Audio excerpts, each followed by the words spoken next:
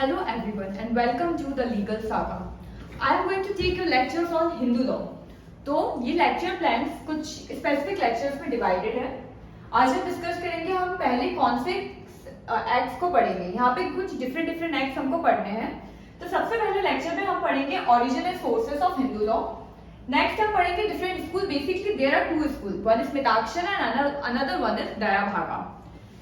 फिर हम first lecture में जो हमारा लास्ट टॉपिक रहेगा उसमें हम डिस्कस करेंगे हु इज हिंदू. जब भी हम हिंदू लॉ की बात करते हैं तो वो एक्ट स्पेशली सिर्फ और सिर्फ हिंदूज के लिए एप्लीकेबल रहता है. तो ये जानना बहुत जरूरी हो जाता है कि हिंदू कौन है, किनके लिए ये एक्ट की एप्लीकेबिलिटी रहेगी.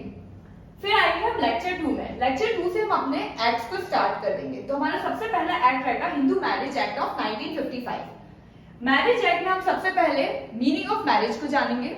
उसके बाद हम डिफरेंट टाइप्स ऑफ मैरिजेस पढ़ेंगे which are from the ancient times. After that we will read some of the important definitions of this act. उसके बाद हम देखेंगे कंडीशन फॉर वैलिड मैरिज. इस एक्ट को मैंने दो पार्ट में डिवाइड किया है. लेक्चर 2 में हम फर्स्ट पार्ट कवर कर रहे हैं. लेक्चर 3 में हम उसका रेस्ट पार्ट कवर करेंगे. लेक्चर 3 में हम पढ़ेंगे restitution of conjugal rights, judicial separation, divorce. Divorce के बाद there is a concept of maintenance which is given to wife. So इसकी क्या क्राइटेरिया रहेगी, मेंटेनेंस का अमाउंट कितना रहता है, ये सारी चीजें हम इसमें डिस्कस करेंगे. And at the end we will discuss about the custody of the child. ये जो पूरे एक्ट है और डिफरेंट चीजें आप देख रहे हैं, जो टॉपिक्स हम पढ़ेंगे, सारे टॉपिक्स को हम लेटेस्ट केस लॉज के साथ पढ़ेंगे. फिर हम आएंगे लेक्चर 3 में. लेक्चर 3 से हमारा स्टार्ट होगा हिंदू सक्सेशन एक्ट ऑफ 1956. सबसे पहले हम डेफिनेशन देखेंगे जो इंपॉर्टेंट डेफिनेशन इस एक्ट में दी गई है. फिर हम जानेंगे डिफरेंट टाइप्स ऑफ सक्सेशन के बारे में.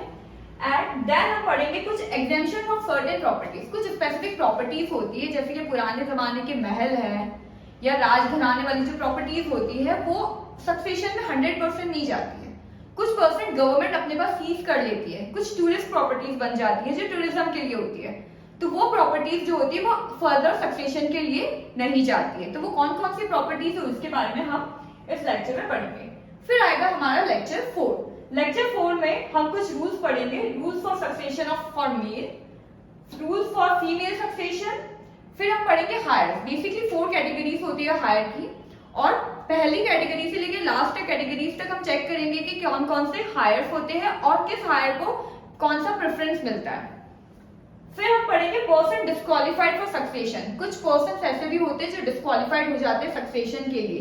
कभी कभी आप लोगों ने देखा होगा प्रॉपर्टीज को लेके लड़ाई झगड़े, फैमिली डिस्प्यूट्स होते रहते हैं. तो ऐसी सिचुएशन में अगर कभी किसी ने किसी का मर्डर कर दिया, किसी फैमिली मेंबर ने, तो इस टाइप के एग्जेम्पशंस दिए गए हैं एक्ट में. वहां पे आपको प्रॉपर्टी के सक्सेशन की राइट आप खो देते हैं. फिर लेक्चर 5 आता है जिसमें हम डिस्कस करेंगे Hindu minority and guardianship act of 1956. उसमें हम सबसे पहले पढ़ेंगे कि माइनर कौन है. फिर हम पढ़ेंगे who is a guardian. Then there are different types of guardian. And after that we will study about the power, rights and duties of the guardian given in the act. Lecture 6 से हम start करेंगे Hindu maintenance and adoption act of 1956. इसको मैंने इस act को specially मैंने 2 lectures में divide किया है, लेक्चर 6 एंड लेक्चर 7. लेक्चर 6 में हम पढ़ेंगे एडॉप्शन के बारे में, जबकि लेक्चर 7 में हम पढ़ेंगे कंप्लीटली मेंटेनेंस के बारे में. तो एडॉप्शन में हम कुछ इंपॉर्टेंट टर्मिनोलॉजीज जो एक्ट की रहेंगी सबसे पहले उधर से स्टार्ट करेंगे. फिर हम पढ़ेंगे conditions for valid adoption, capacity of male to take adoption, capacity of female to take the adoptions, capacity of person to give the adoption. उसके बाद हम पढ़ेंगे who can be adopted and what are the effects after the adoption has been done. Next is lecture 7 which will where we are going to talk about the maintenance, the other part of this act. यहाँ पे हम पढ़ेंगे maintenance, किन किन लोगों को maintenance की requirement होती है. तो एक्ट के हिसाब से wife, widowed daughter in law, children, as parents, dependents, इन लोगों को मेंटेनेंस की रिक्वायर्ड होती है. इसके लिए भी कुछ स्पेसिफिक कंडीशन है कि कब मेंटेनेंस की रिक्वायरमेंट होती है और कब नहीं होती. What are the valid condition for the maintenance, and after everything we are going to decide what are the amount of maintenance to be given. Clear? And then we are going to move with lecture 8.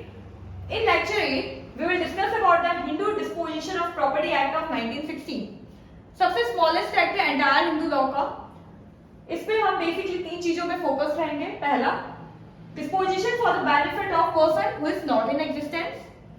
Limitation and the conditions for the disposition of property, and the last one, application or act for the special community, that is the खोजा community.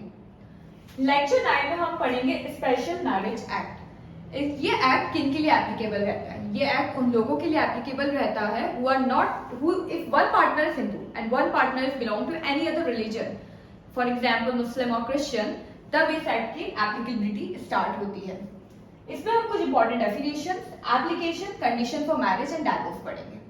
At the end, we will go with the lecture 10, where we are going to talk about the live-in relationship. Live-in relationship for which we don't have any law or any act till yet.